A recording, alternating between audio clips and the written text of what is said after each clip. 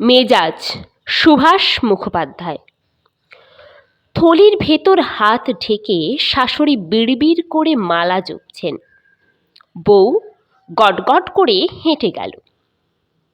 আওয়াজটা বেয়াড়া, রোজকার আট পৌড়ে নয়, যেন বাড়িতে ফেরিওয়ালা ডেকে শখ করে নতুন কেনা হয়েছে। সুতরাং মালাটা থেমে গেল এবং চোখ দুটো বিষ হয়ে ঘাটটাকে হেলিয়ে দিয়ে যেদিকে বউ যাচ্ছিল সেই দিকে ঢলে পড়ল। নিচের চোয়ালটা সামনে ঠেলে দাঁতে দাঁত লাগল।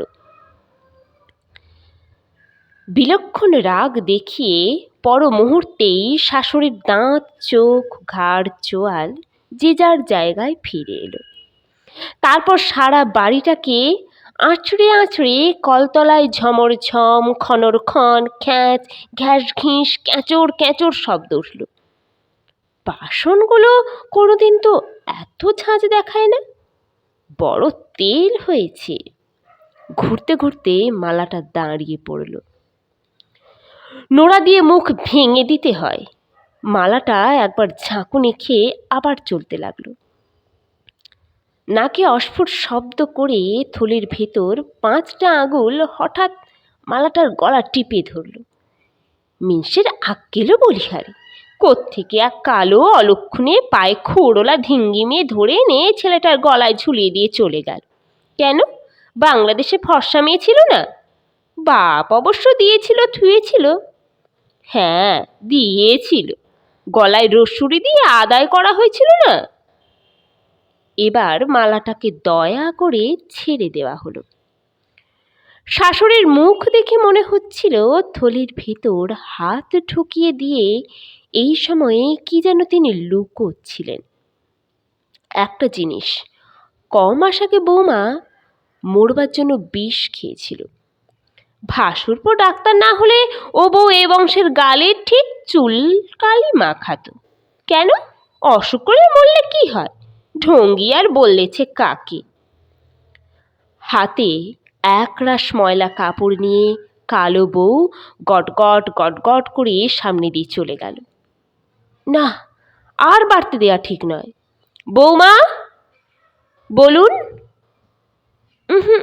গলার স্বরটা ঠিক কাছা গলায় দেবার মতো নয়, বড্ড ন্যাড়া। হঠাৎ এই দেমাক এলো কোত্থেকে? বাপের বাড়ির কেউ তো ভাই ফোঁটার পর আর এদিক মারায়নি। বাড়িটা যেন ঝড়ের অপেক্ষায় থমথম করছে। ছোট ছেলে কলেজে, মেজটি সামনের বাড়ির রোয়াকে বসে রাস্তায় মেয়ে দেখছে। ফর্সা ফর্সা মেয়ে, বৌদির মতো ভূষণ্ডী কালো নয়। বালতি ঠনঠনিয়ে বউ যেন মা কালীর মতো রণরঙ্গিনী বেশে কোমরে আঁচল জড়িয়ে চোখে চোখ রেখে শাশুড়ির সামনে দাঁড়ালো।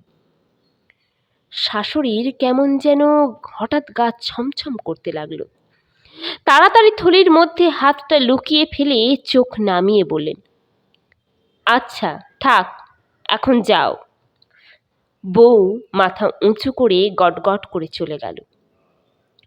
তারপর একা একা পা ছড়িয়ে বসে মোটা চশমা কাঁথা সেলাই করতে করতে শাশুড়ি এফোঁড় ওফোঁড় হয়ে ভাবতে লাগলেন, বউ হঠাৎ কেন বিগড়ে গেল, তার একটা তদন্ত হওয়া দরকার।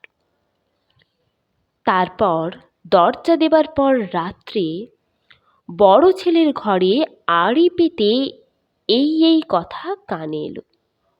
বউ বলেছে একটা সুখবর আছে। পরের কথাগুলো এত আস্তে যে শোনা গেল না। খানিক পরে চকাশ চকাশ শব্দ। মা হয়ে আর দাঁড়াতে লজ্জা করছিল, কিন্তু তদন্তটা শেষ হওয়া দরকার। বউয়ের গলা। মা কান খাড়া করলেন, বলছে, দেখো ঠিক আমার মতো কালো হবে, এরপর একটা ঠাস করে শব্দ হওয়া উচিত। ও মা, বৌমা বেশ টগমগ হয়ে বলছে, কি নাম দেব জানো? আফ্রিকা। কালো মানুষেরা কি কাণ্ডটাই না করছে সেখানে।